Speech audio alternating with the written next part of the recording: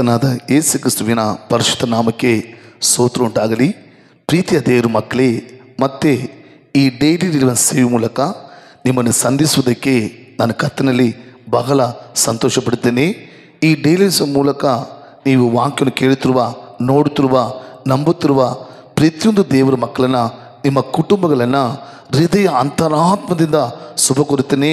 ನಿಮ್ಮನ್ನು ಆಶೀರ್ವದಿಸ್ತೇನೆ. ಕರ್ತನಾದ ದೇವರು ನಿಮ್ಮನ್ನು, ನಿಮ್ಮ ಕುಟುಂಬಗಳನ್ನು, ನಿಮ್ಮ ಮಕ್ಕಳು, ನಿಮ್ಮ ಕಾರ್ಯಗಳನ್ನು ಅಧಿಕವಾಗಿ ಆಶೀರ್ವದಿಸಲಿ. ಸರಿಪದ ಮಕ್ಕಳೇ, ಇವತ್ತು ಕೂಡ ನಿಮ್ಮ ಬಿಡುಗಡೆಗೋಸ್ಕರ ಪ್ರಾರ್ಥಿಸುವ ಮುಂಚೆ ಸತ್ಯವೇದದಿಂದ ದೇವರೊಂದು ವಾಕ್ಯವನ್ನು ಓದಿ ನಿಮ್ಮ ಬಿಡುಗಡೆಗೋಸ್ಕರ ಪ್ರಾರ್ಥಿಸಲು ಕರ್ತನಲ್ಲಿ ಆಸೆಯುಳ್ಳನಾಗಿದ್ದೇನೆ.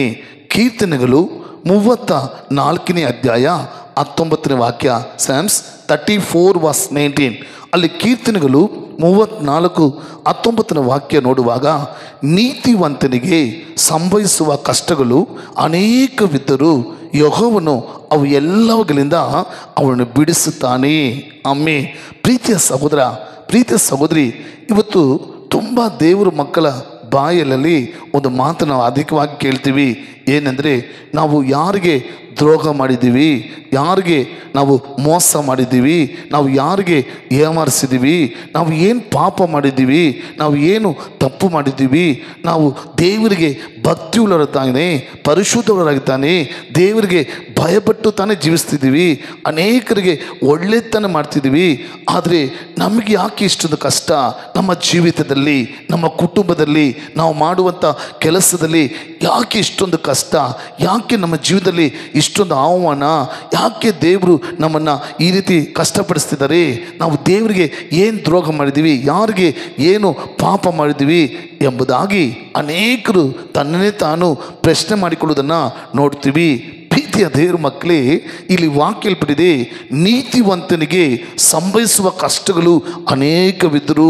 ಆಮೇಲೆ ಒಂದು ವೇಳೆ ನಾವು ಯಾವಾಗ ನೀತಿವಂತರಾಗಿರಬೇಕು, ಪರಿಶುದ್ಧವಂತರಾಗಿರಬೇಕು, ದೇವರಿಗೆ ಭಯಭಕ್ತರಾಗಿರಬೇಕು, ದೇವರಿಗೆ ಸಾಕ್ಷಿಯಾಗಿರಬೇಕು, ನಂಬಿಕಸ್ಥರಾಗಿರಬೇಕು, ಯಥಾರ್ಥವಂತರಾಗಿರಬೇಕು, ಒಳ್ಳೆಯವರಾಗಿರಬೇಕು ಎಂಬುದಾಗಿ ಕರ್ತನಲ್ಲಿ ತೀರ್ಮಾನ ಮಾಡುವಾಗ ಇದರ ನಿಮಿತ್ತ ಅನೇಕ ಕಷ್ಟಗಳು ಬರ್ಬೋದು, ಅನೇಕ ಸೋದರಿಗಳು ಕೂಡ ಬರ್ಬೋದು, ಅನೇಕ ಅವಮಾನ, ನಿಂದೆ, ಪರಿಹಾಸಗಳು ಬರ್ಬೋದು. ಆದರೆ ದೇವರ ವಾಕ್ಯಲ್ಪಟ್ಟಿದೆ, ಏಸಪ್ಪ ಅವು ಎಲ್ಲವುಗಳಿಂದ ಅವನನ್ನು ಬಿಡಿಸುತ್ತಾನೆ.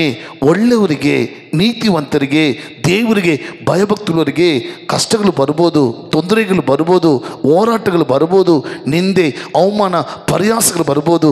ಆದರೆ ದೇವರಿಗೆ ನೀವು ನೀತಿವಂತರಾದ ಕಾರಣ, ಒಳ್ಳೆಯವರಾದ ಕಾರಣ, ಆತನಿಗೆ ಪ್ರಿಯವಾದರ ಕಾರಣ, ಆತನಿಗೆ ಯಥಾರ್ಥವಂತರ ಕಾರಣ, ಅವು ಎಲ್ಲವುಗಳಿಂದ ನಿಮ್ಮನ್ನು ಬಿಡಿಸಿ ಕಾಯುವತನಾಗಿದ್ದಾನೆ. ಆದ್ದರಿಂದ ದೇವ್ರ ಮಕ್ಕಳು ಒಳ್ಳೆಯದು ಮಾಡೋದಕ್ಕೆ, ಪರಿಶುದ್ಧವಾಗಿರುವುದಕ್ಕೆ, ನೀತಿವಂತರಾಗಿರುವುದಕ್ಕೆ, ಯಥಾರ್ಥವಂತರಾಗಿರುವುದಕ್ಕೆ, ನಂಬಿಕಸ್ಥರಾಗಿರುವುದಕ್ಕೆ, ದೇವರಿಗೆ ಭಯಭಕ್ತಿಯವರಿದ್ದಕ್ಕೆ ನಾವು ಸೋತೋಗಬಾರ್ದು. ಕಾರಣ ಅದರ ನಿಮಿತ್ತ ಅನೇಕ ಕಷ್ಟಗಳು, ವೇದನೆಗಳು, ದುಃಖಗಳು, ಅನೇಕ ನಷ್ಟಗಳು ಬರ್ಬೋದು. ಆದರೆ ಏಸಪ್ಪ ಅವು ಎಲ್ಲಗಳಿಂದ ನಮ್ಮನ್ನು ಬಿಡಿಸುವ ದೇವರಾಗಿದ್ದಾರೆ. ಪ್ರಾರ್ಥನೆ ಮಾಡೋಣವಾ?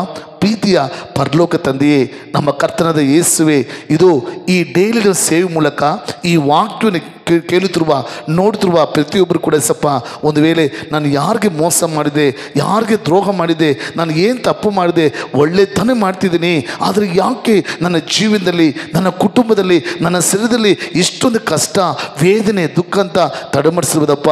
ನಿಮ್ಮ ವಾಕ್ಯ ಹೇಳ್ಬಿಟ್ಟಿದೆ, ಅವು ಎಲ್ಲಗಳಿಂದ ನಾನು ಬಿಡುಗಡೆ ಕೊಡ್ತೀನಿ ವಾಕ್ಯ ಸಪ್ಪ.